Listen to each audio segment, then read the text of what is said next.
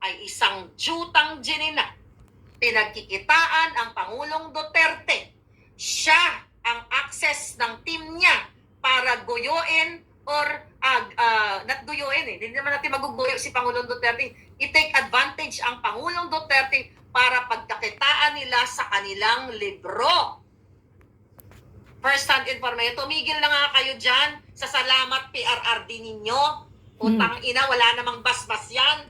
Sasabihin nyo, dinonate sa ganitong ganito ganyan. Wala pong basbas ni PRRD yan. Although, hindi yan biography ni PRRD. Yan ay mga salamat eklabush. Ang sabi nga dyan tumigil kayo sa kaputahan ninyo lahat. Kayong team nyo. Ginagamit nyo si Alpotera para makapag-photo op kayo dahil sa kadyutahan na yan. Dahil mismo ang PRRD walang basbas sa inyo. Yes, pumirma si Bongo, pumirma si PRRD, I think si Basti. Pero nice lang sila sa inyo. Correct. Gusto na ng gera. Gera na. Kayo, ng team nyo. Kaya nyo pinagtatanggol ang Alpotera at sinasabi nyong single ang Pangulong Duterte. Wala kayong pakialam na masaktan nyo ang kanyang common law wife. Masaktan nyo ang kanyang anak. Dahil sarado ang utak nyo kay Alpotera, dahil yun ang nagbibigay sa inyo ng access ng perks kay Pangulong Duterte para sa perma-permang libro na pinagkakitaan nyo. Utang ina nyo lahat kayo. Di ba? Tumigil ka na, Criset. Parang wala na nakita. Criset. Dahil tumawag ka kay Harry Roque, tumigil ka na, Trixie. Dahil nagkiusap kayo kay Harry Roque na kausapin ko si Alpotera. Trixie! Criset! Takot pangalanan kayo? Mga puking ina ninyo? Sige nga, para saan kayo? Tumawag ka. May recording ako dyan. Criset. Criset. Ayan, bulabog na kayong dalawa. Trixie. Ano Kampi pala kayo ka Alpotera, ha? Trixie. Trixie. Ayaw niyong umamin. Dahil sa Alpotera na yan. Criset. Double kayo mga maskarado kayo pala, ha? Sabi ko, ayon sa ating informante dyan, di ba? Buti pa kayo kumikita. Ano ba? Para ba kayo kay PR? Ayan ngayon, si Alpotera, pinakita ang private part ni Pangulong Duterte. Ayan, tama ba yan?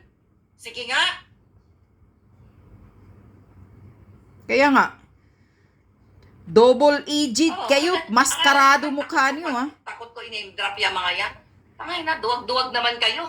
Iyak-iyak kayo dun sa tuwad committee. Diyos ko po. Magkakasama tayo sa laban, awang-awa ako. Di ba, nagbayad pa nga, Kati, da-drop na kita. Kati Binag. Kati Binag, ini-name drop na kita para malaman ng taong bayan. Di ba tinulungan kayo ni Kati? 200, I'm not sure, baka magkamali ako ng figure. Dahil gusto nyong labanan natin yung mga tanginang mga abante na yan, dyan sa WAD committee na yan. Nagbigay ng pera si Kati sa inyo para mag-file kayo ng case. Dahil isa tayo, may group chat po kami dyan Nalabanan natin yung mga hinayupak dyan sa WAD committee na yan. Anong ginawa nila? Nakipag-friendship. Kati Binag palang nagbigay ng pera Binigyan sa na iyo. kayo ng nagbayad na si Kati para sa Criset. At ikaw. Retainers fee sa lawyer. Trixie. Di ba umatras kayong mga duwag? Mga duwag. Bakit kayo umatras? Kung matatapang kayo. Kung gusto nyong labanan natin, ang mga bangag. Takot. Nagbayad na yung tao, pera niya. Nagbayad na pala si Kati. Tayo, nasa group chat ako, sabi ko, kailangan labanan natin mga demonyong WAD committee na yan. Tapos, binigyan na kayo nagbayad na ng retainers, ng lawyer's fee. Umatras kayo? Bakit kayo umatras? Kung talaga gusto nyong labanan ang mga bangag. Nakipagbiso-biso na kay Abante. Criset, sumagot ka.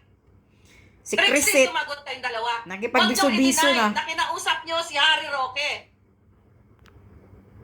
Naampatin ako. Anong sabi ko? Narinig mo naman yung boses ko, Trixie, di ba?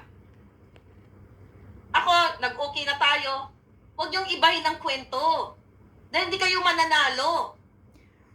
Ano sabi ni Harry Roque sa inyo?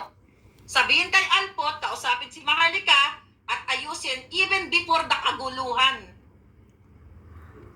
Gusto mo, di ba? Gusto nyo kasama kayo sa meeting? Bakit kayo kasama sa meeting? Wala naman kayo sa issue, wala naman kayo, hindi kayo naka-witness.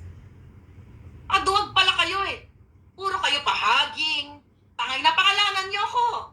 Puro kayo pahaging kadyutahan. Nagmamakaawa kayo sa akin. True Harry Roque. Naampatin yung bunganga ko sa social media. At si Alpot, pinoprotektahan nyo. Dahil si Alpotera ang nagbibigay sa inyo ng access noon kay Pangulong Duterte. At si Alpotera ay traidor. Pinicturan ang lahat ng kaletsihan. Diba? Pinicturan, yung kaletsihan niya, binaboy niya Pangulong Duterte. Tanungin kita, diba? Nagtatal-talinuhan kayo. Para kayo kay Pangulong Duterte. Salamat, PRRD. Biga-biga, Alpot-pakutot. Tama ba? Na yung pinoprotektahan yung Alpotera ay pinicturan ang mga private moments ni Pangulong Duterte. Alam nyo ba yan? Pinakita ba niya lang sa'yo? Hindi ko alam kung pinakita sa inyo.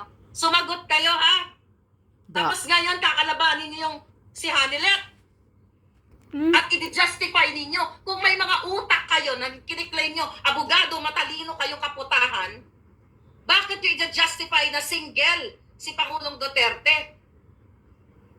Kaya nga, kahit hindi man yan kasal, pero may anak na sila. Ayaw nilang kasuhan. Ang isa lang, may nagkaso lang dyan na isa kay, sa tuwad kung sino ba yon si Barbers. Pero iba, mga duwag kayo. Kaya nga sabi ko nga kay Cathy, sis, I'm sorry, I have to name that. Alam mo naman, ikaw, matapang ka din. Ano sabi ko, bakit hindi pa kinakasuhan yan? Labanan na natin yan. Takot sila, playing safe.